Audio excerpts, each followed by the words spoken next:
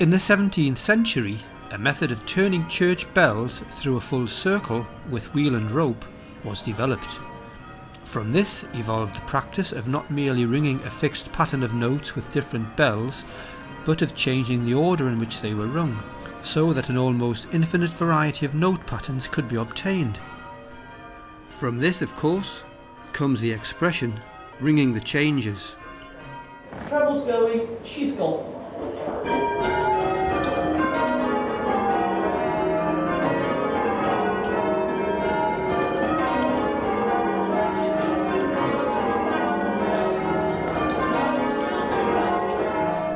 Keeping an eye on proceedings in the ringing chamber is Karen. I'm the ringing master, and that means that when we're actually ringing, whether on a Sunday morning or at practice nights or any other time, I'm the person who organises the ringing, deciding what we're going to ring and who's ringing which bell.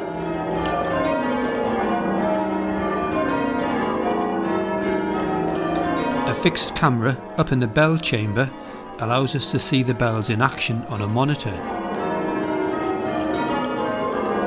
Here at Christchurch we've got a good team of people, all sorts of ages, ranging from 16 to, well, let's just say well over 70, shall we, and be diplomatic. A very interesting mix of people coming from all walks of life. And we do just enjoy being together and learning together, and most of all, ringing the bells together.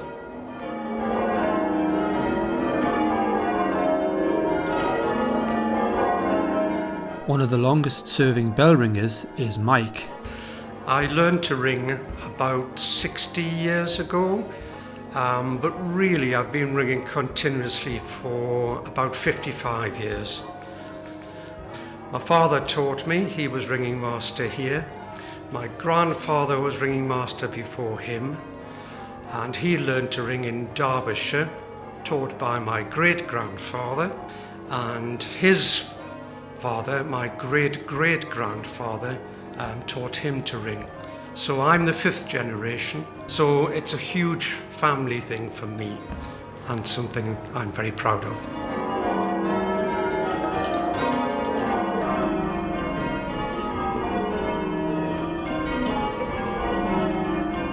When we're ringing, there are two parts to our ringing action. The bell has two different strokes because it turns full circle, but we can hold it on its balance point.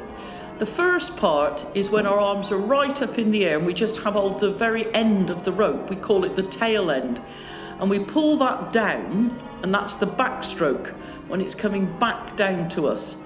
And then you'll have noticed a long stripy fluffy bit in the middle of the rope, which we call the sally.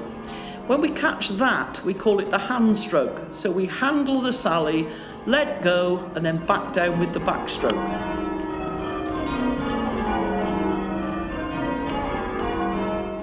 This is a model of one of the bells upstairs. The bell is attached to a headstock, which is attached to the wheel, and there's a rope attached to the wheel. On the other side of the headstock is a piece of wood which is called a stay, and this engages with another piece of wood called the slider. When we arrive in the belfry to begin ringing, all the bells are hanging downwards for safety, and before we start we have to raise them into the upright position, and we do this by swinging the bell backwards and forwards till eventually it stands in the vertical position. This means that when the bell rope is pulled, the bell starts ringing straight away. Each time the rope is pulled, the bell revolves 360 degrees to the vertical position, and then the rope is pulled back again and goes round to the vertical position. Now the bell ringer has no control over the bell once the bell is starting to move and completing a full circle. They can hold the bell in the vertical position to make it wait, or they can restrict the bell so it doesn't quite reach the vertical position. By doing this, they can ring a little bit faster and a little bit slower.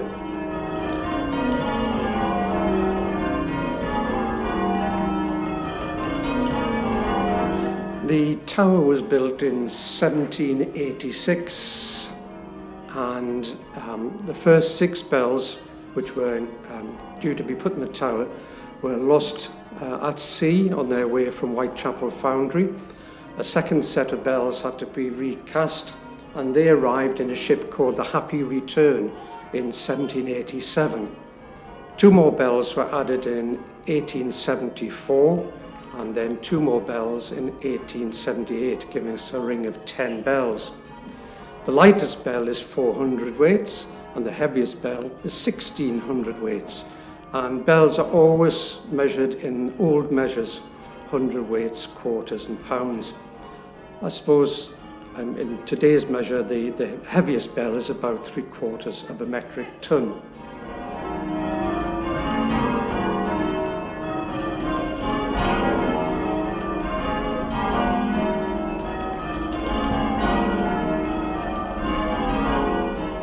This is almost like a kind of ringer's Bible once you start ringing changes. This is the book of diagrams. And inside, it's full of diagrams of methods we can ring. Here are some of the ones we can ring on 5 bells. And then it's got some you can ring on 6. And if you look at the numbers, you can see that we always start off going from 1 to 6 if there are 6 ringing, and everybody swaps places, but you can only move 1 place. Somebody once described it as intricate dancing steps, but using your bells. To ring these methods, we have to be able to change places with each other, and we do this by holding the bell on its balance point. When we ring, we start off ringing from the highest note bell to the lowest. And we call them 1, 2, 3, 4, 5, 6. When we want to do some ringing, we often will call the changes out to swap pairs of bells. So we would call 2 to 3, and then the 2 would follow the 3rd. So instead of 1, 2, 3, you would get 1, 3, 2. And we call that call changes, which is how everybody starts ringing.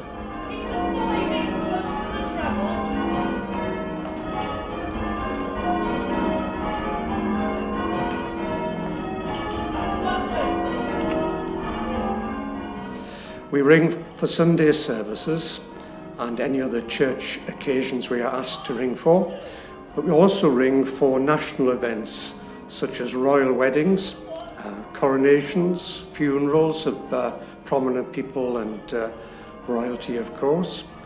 And we've been doing this now for over 200 years. On other special occasions, on New Year's Eve, when we ring the old year out and ring the new year in, which is always a very pleasant occasion attended by friends and family.